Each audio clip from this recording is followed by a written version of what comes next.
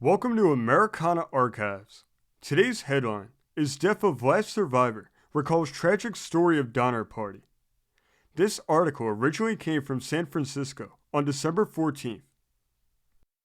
It says, the recent death of Byron, California, of Mrs. Frances E. Wilder, a daughter of Captain George Donner, has recalled the tragic story of the Donner Party, 42 of whom perished in deserts and mountains in the winter of 1846 to 1847. While en route to California. Only a half-dozen survivors remain today to tell the tale of that most disastrous of all migrations of the Argonauts, in which they participated as children.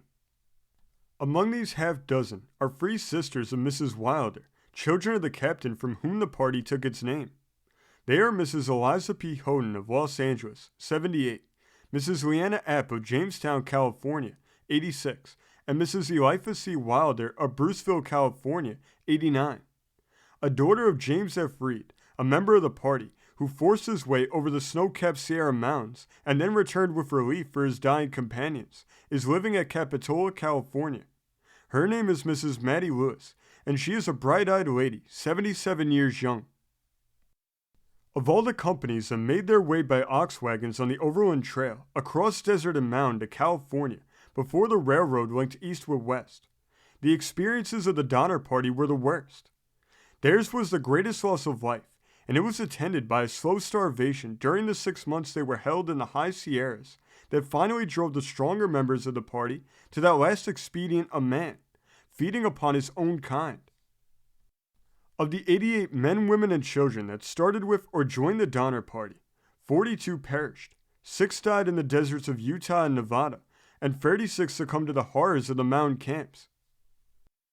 All the suffering and loss of life may be ascribed to the primary mistake in taking a southerly course around the Great Salt Lake from Fort Bridger, Wyoming, instead of the usual course around the northern end. The Rocky Passes in the Wasatch Mountains of Utah delayed them 1 month. The sands of the Great American Desert and the Humboldt Sink stalled their wagons and starved their cattle. The party was in starving condition when it reached Truckee Meadows, site of the present city of Reno, Nevada, October 19, 1846. The immigrants were met there by Charles T. Stanton, who had preceded them to California, and returned with 2 Indians, Luis and Salvador, bringing 5 mule loads of provisions. After some delay, the party pushed on, but October 23rd found themselves stalled in the snow at the foot of precipices at an elevation of 6,000 feet, from which the trail rose in 1.5 miles, 12,000 feet to the summit, where 2 to 5 feet of snow lay. They were in a pocket of the mountains. A snowfall began that in a week placed 10 feet of snow about them. Some were at Prosser Creek, some at Alder Creek, and some at Donner Lake. They erected tents and brushwood huts, about which they wrapped rubber coats and quilts. They were at this time 81 persons in the camps, 24 men, 16 women, and 43 children. In the subsequent happenings, the women showed the greater courage and endurance.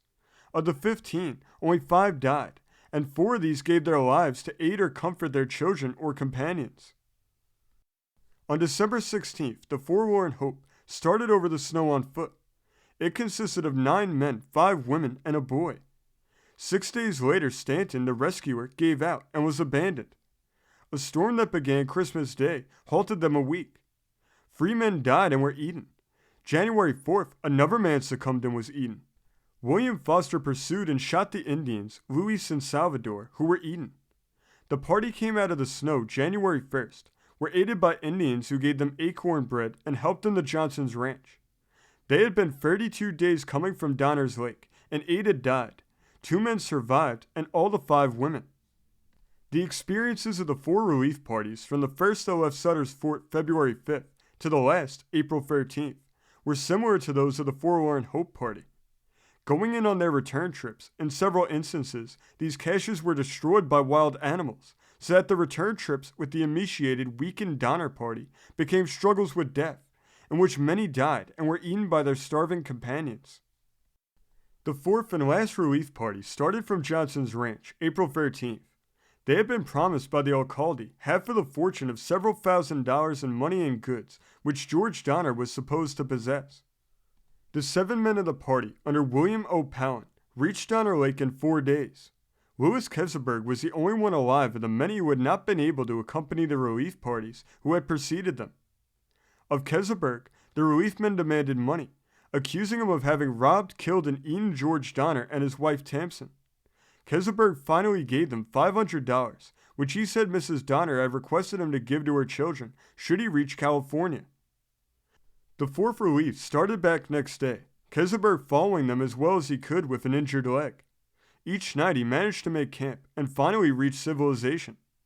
To the end of his life, he was an object of accusation and aversion, although most survivors and historians agree that he was innocent. The brightest part of the story was the heroism of the women. Of the 5 who died, Mrs. Donner gave her life to be with her husband at his death. Mrs. Jacob Donner remained with her 4 children. Mrs. Graves stayed for the sake of 4 little ones, and Mrs. Murphy cared for her son and 3 grandchildren until too ill to accompany the rescuers. To the zeal of Mrs. Patrick Breen was mainly due the rescue of her husband and 11 children, who had been left in the snow while the relief party went forward for help when they discovered a cache had been destroyed. Mrs. Breen kept fires burning, nursed children with a little sugar and water, and kept them alive until rescue came. She would not feed upon the bodies of some who had died, nor did the children with her knowledge. The efforts of James F. Reed undoubtedly saved many lives. Banished to the desert in Nevada for having fatally stabbed James Snyder when Snyder struck Mrs. Reed with a whip while the 2 men were fighting, Reed made his way by horseback over the mountains to California ahead of the Donner Party. Although he did not fully realize the seriousness of their condition, he caused the first relief party to be dispatched and himself led the second expedition. This story came from the great state of Arizona, being reported in the Mohave County Miner and Our Mineral Wealth of December 30th, 1921. Thank you for joining us today. If you want to continue to uncover all of America's lost and forgotten history, then remember before you leave to hit the subscribe button, hit the notification bell, and remember to like and comment below. And we will see you next time on Americana Archives.